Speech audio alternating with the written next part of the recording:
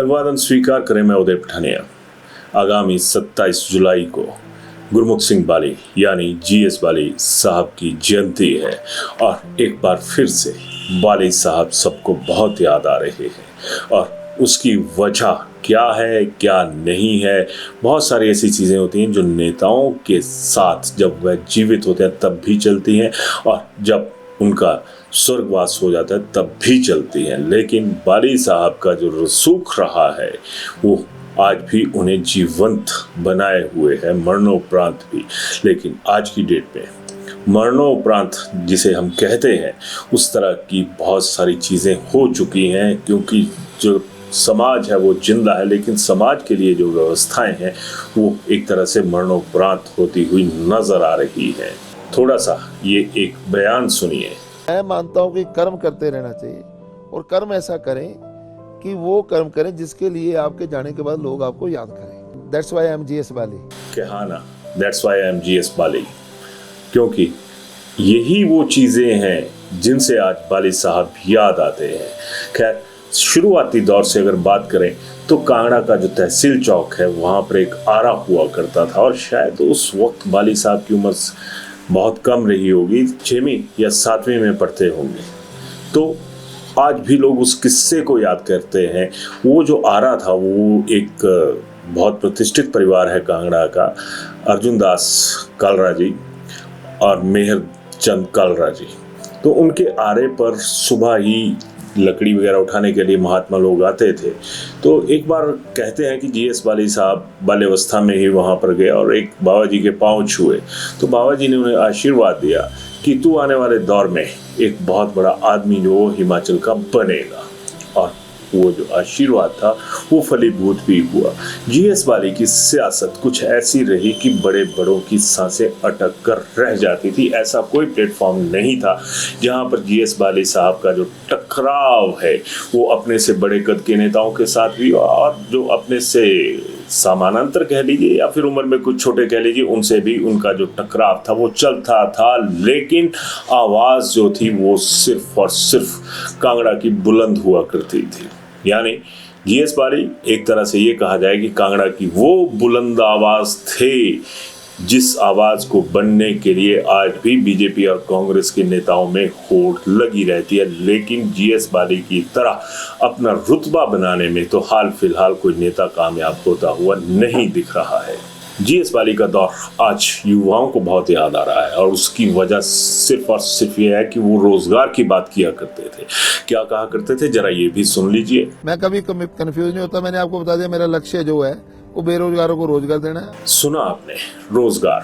और इस रोजगार की आह ने पूरे हिमाचल को पिछले कुछ सालों से हिलाकर रखा हुआ है। आवाज तो बहुत गूंजती है लेकिन ये नक्कार खाने की तूती की तरह होती है कि जितना मर्जी चीख चिल्ला लीजिए आपकी आवाज कहीं नहीं जाएगी। कोई भी नेता उस तरह से आवाज बुलंद करता हुआ नजर नहीं आता जिस तरह से बाली साहब अपनी आवाज को बुलंद किया करते थे। हालांकि ये आरोप भी उन पर लगता था कि सियासी जब माहौल बनाना होता था तभी उन्हें रोजगार की याद आती थी। लेकिन ये भी हकीकत है कि बाली उस दौर में एक आवाज रहे हैं हर तबके की, जब कोई भी तबका अपना दबका बनाने के लिए संघर्ष कर रहा होता था। आज जीएस बाली को याद करने वाले बहुत हैं। टांडा मेडिकल कॉलेज सही मायनों में ये जीएस बाली की देन था नगरोटा बगवां कॉन्स्टिट्यूंसी के लिए।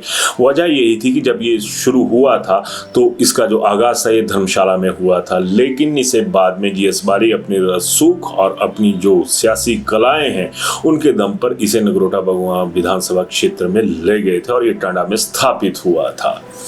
और जब जीएस बाली जीवित थे तो वहाँ पर राजीव रसोई नाम से भी एक व्यवस्था का जो परिचालन था वो शुरू हुआ था और ये ठीक उसी तर्ज पर हुआ था जिस तरह से पूर्व मुख्यमंत्री रही जयललिता का नाम आता है। उन्हें भी तमिलनाडु की जो जनता है वो आज भी अम्मा के नाम से याद करती है। और यहाँ पर जीएस बाली का जो ये आगाज़ था जिसमें बहुत कम पैसे में भरपेट खाना मिल जाया करता था, आज की डेट में वो राजीव रसोई जो है वो बंद है। टांडा से जिक्र आता है कि यहाँ पर हर दुखता हुआ आदमी पहुँचता है और ये भी जिक्र आता है कि अब तो कोई नेता आम आदमी का हाल जानने के लिए वहां पर नहीं पहुंचता है। और इस आरोप की जो जड़ है या जो कहें शाखाएं हैं, उसमें हर शाखा पर कांग्रेस और बीजेपी उल्लू की तरह बैठी हुई नजर आती है। जीएस बाली के बारे में ये तथ्य एक अकाट्य तथ्य रहा है कि वो जब भी किसी मरीज को देखने जाते थे तो वो जाकर उसके जो साथ में तीमारदार हुआ करते थे उनसे भी बात किया करते थे और जितनी मदद हो सकती थी वो किया करते थे। और कई बार तो ऐसा भी हुआ कि अगर बाली साहब चंडीगढ़ या दिल्ली की तरफ जा रहे हैं और किसी मरीज को शिफ्ट किया गया है तो वो उसे अपनी गाड़ी में ही बिठाकर ले जाते थे। आज तो सड़क किनारे बैठे नेताओं की जो ब्रांडिंग होती है वो होती है कि वो एक घायल पड़े थे और उन्हें साथ में लेकर चले गए, लेकिन ये जीएस बाली ही थे जो अस्पताल से दूसरे अस्पताल ले जाने में भी मरीजों के साथ खड़े होते थे। आज नेताओं के जिन लोगों के पास फोन नंबर है ना, उनके फोन भी नेता लोग नहीं उठाते हैं, लेकिन जीएस बाली एक ऐसे आदमी थे जिस भी विभाग का उनके पास जिम्मा रहा उस विभाग में उनके जो टेलीफोन नंबर थे वो लगातार आम आदमी के पास जो थे वो पहुंचा करते थे। और चाहे रात के 12 बजे हो 2 बजे हो, लोग बेधड़क जीएस बाली को फोन किया करते थे। आज क्या हालत है? आज तो भले ही सबके पास फोन नंबर होगा, हर नेता का होगा, लेकिन कितने से नेता फोन उठाते हैं, कितने से नेता अपनी जिम्मेदारी निभाते हैं, ये एक बहुत बड़ी बात है।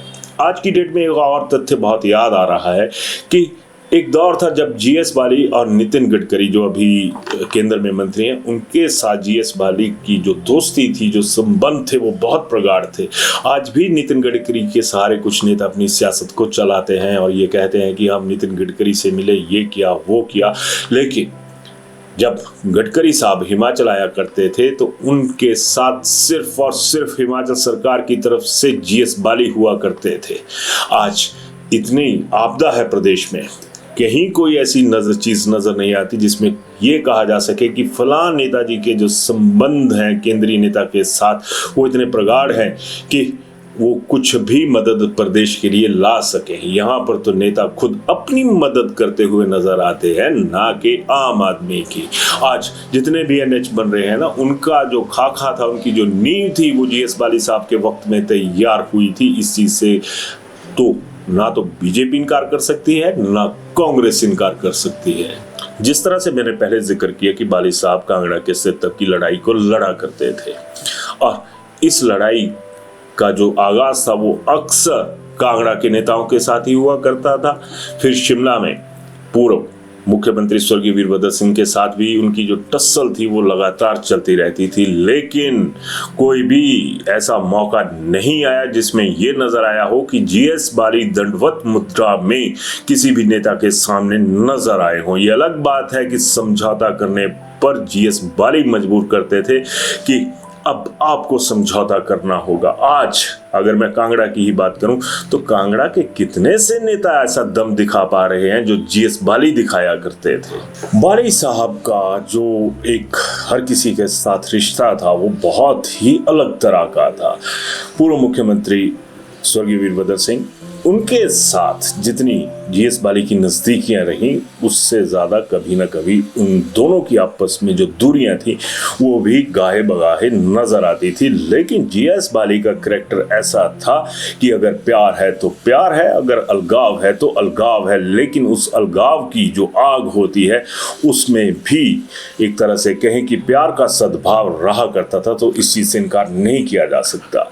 विप्लव ठाकुर पूर्व राज्यसभा सांसद, पूर्व मंत्री रही हैं प्रदेश सरकार में, उनके साथ भी इस मुद्दे पर बातचीत हुई तो उन्होंने भी कई संस्मरण अपने जो थे वो साझे किए। उन्होंने एक किस्सा साझा करते हुए बताया कि 90 के दशक की बात है जब यहाँ पर शांता कुमार की सरकार बन चुकी थी और उस दौर में तत्कालीन जो मुख्यमंत्री भी रहे थे वीरभद्र सिंह, उनका कांगड़ा का दौरा था और वो दिल्ली की तरफ से हिमाचल आ रहे थे और बीच में जीएस बाली उन्हें अपने साथ में लेकर आ रहे थे और बीच में उनकी एक जनसभा करवाने की बात आई। तो देरा विधानसभा क्षेत्र के अंदर ही एक दरकाटा गांव है, वहाँ पर यह तय हुआ कि राजा साहब की वहाँ पर एक जो सभा है वो करवाई जाएगी। और जो दरकाटा के प्रधान थे उनके बाबत विप्लव ठाकुर ने बताया कि वो अकड़ गए कि मैं यहाँ पर किसी को अपना जो मैदान है यहाँ पर रैली करवाने की इजाज़त नहीं दूंगा। उसके तुरंत बाद विप्लव मैम बताती हैं कि बाली ने उनके साथ संपर्क किया और कहा कि बहन जी मुझे यहाँ पर हर हाल में जगह चाहिए। अब करेक्टर की बात आ गई।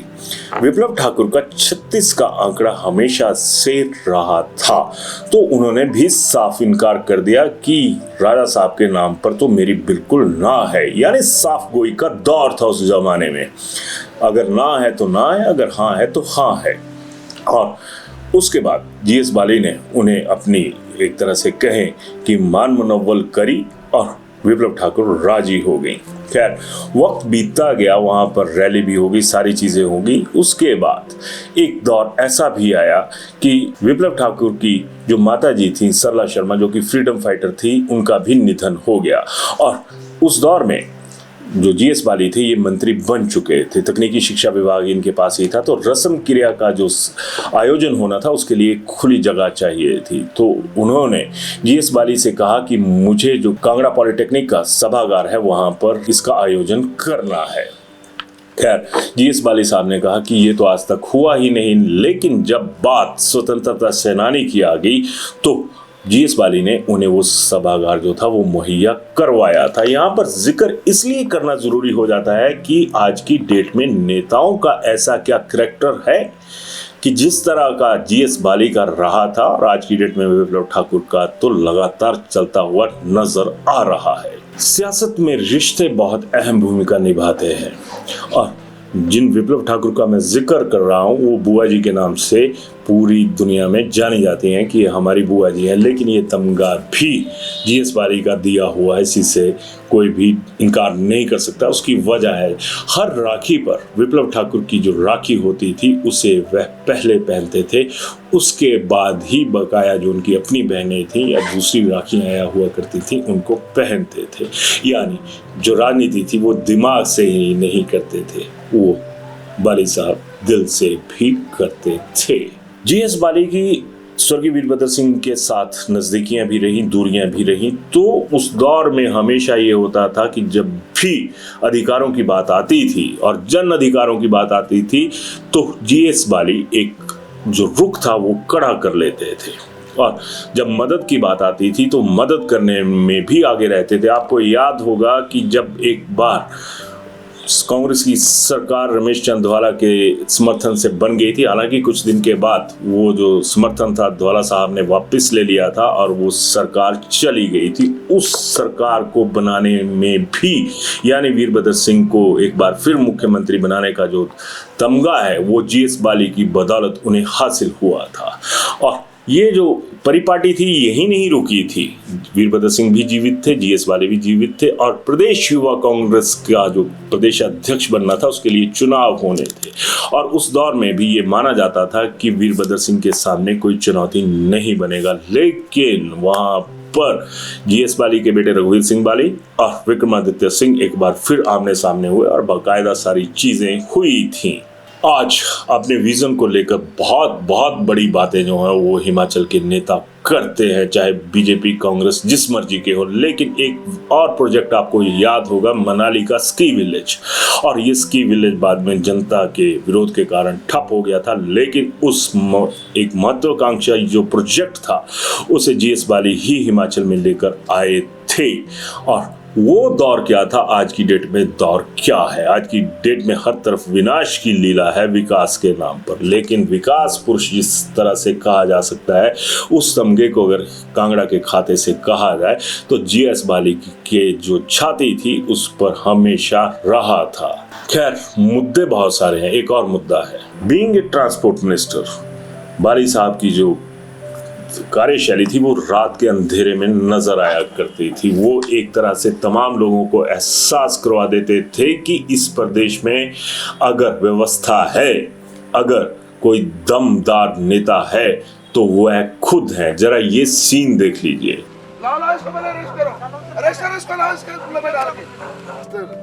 Special checking is going on. It's a illegal bus. I am the minister. Okay. GS Bali. आपने देखा कि एक वॉल्वो बस को धरा हुआ है और बाली साहब के तेवर भी आपको साफ नजर आ रहे होंगे। आज की डेट में ऐसे तेवर वाला कोई नेता देखा? आजकल तो जेवर वाले नेता हैं, तेवर वाले बहुत कम हैं। अगर हैं भी तो ना जाने क्यों, किस वजह से उन लोगों के जो जेवर हैं उनकी चमक है, लेकिन जनता के हित में जो तेवर होने चाहिए वो नजर नहीं आते। बाली साहब के वक्त में एक शब्द का बहुत ज्यादा इस्तेमाल हुआ करता था कि काली भेड़े, और एक मौके पर बाली साहब ने किस तरह से काली भेड़ों का और गोरी भेड़ों का जिक्र किया था, जरा ये सुन लीजिए। काली भेड़ों का तो सवाल ही नहीं है, वो तो गोरी भेड़े जो सामने कह रही है कि हमने किया, कर लो क्या करना है। ये थी कला बाली साहब की कि अगर कोई आरोप घुमाकर उनकी तरफ भेजा जाता है या लगाया जाता है तो उसके एवज में वो सीधा पलटवार करते थे। आज की डेट में हिम्मत है किसी की इस तरह का जो आरोप है उन्हें पलटवार उनके बारे में करने की? काली भेड़ों का जिक्र किया था और गोरी भेड़ों का जिक्र करके उन्होंने ये बता दिया कि काबिलियत होती क्या है। आज की डेट में भी नेता ये जिक्र करते हैं कि हमारे प्रयास तो जो समाज में अंतिम व्यक्ति खड़ा है उस तक पहुंचने के हैं, लाभ उस तक पहुंचाने के हैं। बाली साहब का क्या कहना था, जरा ये भी सुन लीजिए। अंतिम पंक्ति में अंतिम व्यक्ति कौन है? मैं क्या उसको लाभ दे रहा हूँ कि नहीं दे रहा हूँ? अगर मैं उसको लाभ दे रहा हूँ तो बाकी चीजों की मैं परवाह नहीं कर। वही बात आ गई कि आज डायरेक्ट अप्रोच वाले जो नेता हैं वो नहीं रहे हैं, और जिन नेताओं के पास इनडायरेक्ट भी गुहार पहुंचती है उसके ऊपर कितना अमल होता है ये भी आप जान लीजिए। चाचा नेहरू की तरह चाचा बाली का जन्मदिन भी बाल दिवस के रूप में मनाया जाता है, और इस चीज से इनकार नहीं किया जा सकता कि आज भी लोगों का जो प्रभाव है या लोगों पर जो प्रभाव है जीएस बाली की पर्सनैलिटी का, वो जस का तस कायम है। मैंने सोशल इसमें जो लिंक होता है नेताओं का उसकी बात की। अब एक और तथ्य देखिए, बाली साहब के जन्मदिन पर यह रिवायत रही है कि हाथी, ऊंट, ये तमाम उनके जन्मदिन पर नगरोटा भगवान में पहुंचते आए थे जब वह जीवित थे, और आज भी ये प्रथा चली हुई है। पिछले कुछ दिनों की बात है, मैं कांगड़ा की तरफ से गुजर रहा था तो सामने सड़क पर एक हाथी चला हुआ था। मेरे साथ एक शख्स बैठे हुए थे, उन्होंने कहा कि लगता है कि जीएस बाली साहब का जन्मदिन आ गया। मैं भी थोड़ा सा चौंका कि ये क्या एकदम से नहीं याद आई, तो उन्होंने कहा कि अगर कांगड़ा में हाथी और ऊंट अगर सामने आते हैं तो समझ लीजिए जीएस बाली का जो जन्मदिन है वो कहीं आसपास ही है, क्योंकि ये बहुत दूर से चलकर यहाँ तक पहुँचते हैं। तब उन्होंने एक बात और जोड़ी कि जीएस बाली भी सियासत के मदमस्त हाथी रहे थे, और जब वह चलते थे तो जब हाथी बाजार चलता है उस तरह की उन्होंने जो कहावत थी उसका जिक्र किया। और आज जीएस बाली के उस कद का जिक्र आज भी होता है। क्या आज हमारे पास ऐसे नेता हैं? खैर, लास्ट बट नॉट लीस्ट, आज बाली साहब का जो कार्यभार है या जो उनकी विरासत है वो उनके बेटे रघुवीर सिंह बाली ने संभाली हुई और जानू के नाम से ये मशहूर है। अब आप ये तय कीजिएगा कि कहते हैं ना कि हाथी के पाँव में सबका पाँव, अब आरएस बाली अलियास जानू कितने कामयाब हो रहे हैं, इस पर अपनी राय जरूर दीजिएगा, क्योंकि जब बात विरासत से जुड़ी हुई हो तो बहुत सारी चीज़ें ऐसी होती हैं जिनका आगे भी लिंक होता है जनता के साथ। बाली साहब का लिंक आज भी जीवित है, भले ही बाली साहब स्वर्ग में है, लेकिन उनके एहसास जो हैं वो आज भी स्वर्ग की तरह आनंद देते हुए लोगों को नजर आते हैं। और क्या अब ये एहसास आपको आरएस बाली से मिल रहा है? जरूर बताइएगा। धन्यवाद। जीएस बाली रहे ना रहे, जीएस बाली रहे ना रहे, ये कोई बहुत बड़ी बात नहीं है। जीएस बाली राजनीति करे ना करे ये बड़ी बात नहीं है, मगर नगरोटा के लोगों ने जो चाहा है एक दिन आपको अवश्य मिलेगा।